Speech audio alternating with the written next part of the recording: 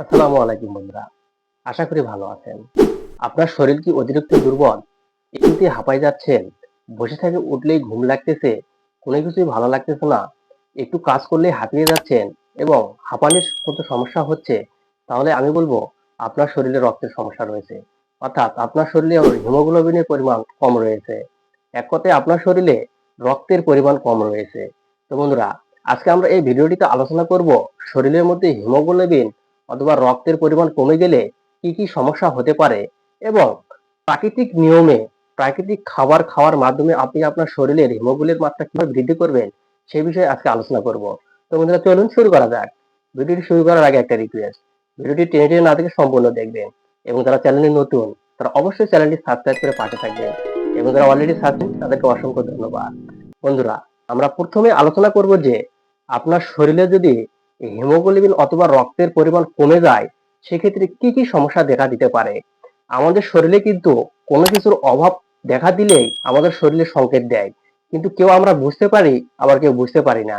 তো বন্ধুরা, আমাদের শরীরে যদি এই হিমোগ্লোবিনের মাত্রা কমে যায় তাহলে প্রধানত দুইটি জিনিস কমে যেতে পারে। এক নম্বর হচ্ছে আয়রন, দুই নম্বর হচ্ছে ভিটামিন সি। তো বন্ধুরা, এই আয়রন এবং ভিটামিন সি অর্থাৎ আয়রনের কারণেই কিন্তু যদি আমাদের শরীরের আয়রনের অ্যাবজর্পশনটা ভালো হয় তাহলে এই রক্তের মাত্রা ভালো থাকে। তো এই রক্তের মাত্রা যদি আমাদের শরীর থেকে কমে যায় সেক্ষেত্রে যে সমস্যাটি দেখা দেয় তার প্রথম সমস্যা হচ্ছে শারীরিক দুর্বল।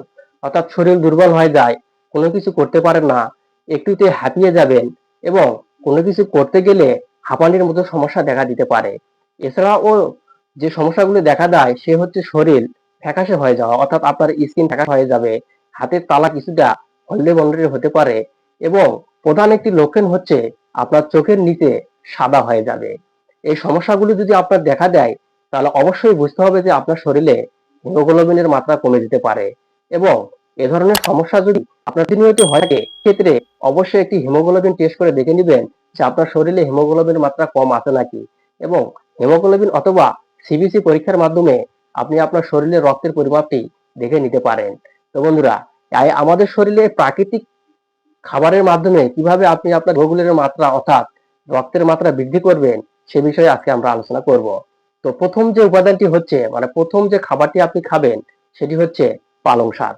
বন্ধুরা, এই পালং শাকের মধ্যে প্রচুর পরিমাণে আয়রন এবং ভিটামিন সি, সেই সঙ্গে অ্যান্টিঅক্সিডেন্ট থাকে যা আমাদের শরীরে রক্ত বৃদ্ধিতে অনেক উপকারী ভূমিকা পালন করে। এবং দ্বিতীয় যে জিনিসটি খাবেন সেটি হচ্ছে ব্রোকলি। বন্ধুরা, বর্তমানে এই শীতের সময় ব্রোকলি কিন্তু অনেক পাওয়া যায়। এই ব্রোকলির মধ্যে প্রচুর পরিমাণে অ্যান্টিঅক্সিডেন্ট থাকে এবং আয়রন থাকে যা আমাদের শরীরে রক্তের পরিমাণ অর্থাৎ বৃদ্ধি করতে খুব সহায়তা করে থাকে। এবং ৩ নম্বরের যে জিনিসটি খাবেন সেটি হচ্ছে বিটরুট বা বিট। অর্থাৎ বিটরুটকে বলা হয় যে আয়রনের উৎস। এই বিটরুটের মধ্যে প্রচুর পরিমাণে আয়রন থাকে যা আপনি মনে করতে পারবেন না যে এই বিটরুটের মধ্যে এত পরিমাণে আয়রন থাকে। আপনি বিটরুটের জুস অথবা বিটরুট সিদ্ধ করে খেতে পারেন। তো বন্ধুরা, চতুর্থ নম্বর যে জিনিসটি আপনি খাবেন সেটি হচ্ছে সবুজ শাকসবজি। আগে বলেছি পালং শাক, পুঁই শাক, এ ধরনের সবুজ শাকসবজিগুলো আপনি খাবেন। এ ধরনের সবুজ শাকসবজিগুলোতে ফাইবার থাকার কারণে আপনার মেটাবলিজমের ভালো হবে এবং মেটাবলিজম ভালো হওয়ার কারণে আপনার কোষ্ঠকাঠিন্যের মতো সমস্যাও সমাধান হবে। সেই সঙ্গে আপনি এই ভিটামিন অথবা আয়রনের ঘাটতি শরীর থেকে পূরণ করতে পারবেন। এবং চতুর্থ নম্বর যে জিনিসটি খাবেন সেটি হচ্ছে বেদানা। বেদানার রস করে খেতে পারেন অথবা জুস করে খেতে পারেন অথবা চিবিয়েও খেতে পারেন। এই বেদানা আমাদের শরীরের আয়রন অর্থাৎ রক্তে বৃদ্ধিতে প্রচুর ভূমিকা পালন করে থাকে। তো বন্ধুরা, আমি আগেই বলেছিলাম যে আমাদের শরীরে যদি দুইটি উপাদানের মাত্রা কমে যায় তাহলে এই রক্তের মাত্রা অর্থাৎ কমে যেতে পারে। তা প্রথমটা হচ্ছে আয়রন। তো আয়রন কি কি খেয়ে পূরণ করবে সেটি আমি বললাম।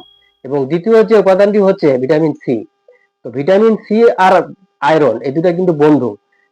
কেননা এই আয়রন এবং ভিটামিন সি একসঙ্গে অ্যাবজর্ব করতে ভালো কাজ করে। এজন্য এই খাবারগুলোর পাশাপাশি আপনার ভিটামিন সি জাতীয় খাবার খেতে হবে। তো বন্ধুরা, এই ভিটামিন সি জাতীয় খাবার হচ্ছে লেবু, পাতিলেবু, আনারস অর্থাৎ টক জাতীয় ফলগুলো আপনি খাবেন। এই টক জাতীয় ফলের মধ্যে প্রচুর পরিমাণে ভিটামিন সি থাকে। আর এই প্রচুর পরিমাণে ভিটামিন সি এবং আয়রন একসঙ্গে অ্যাবজর্ব হয়ে আপনার শরীরের হিমোগ্লোবিনের মাত্রা বৃদ্ধি করবে অর্থাৎ রক্তের মাত্রা বৃদ্ধি করবে।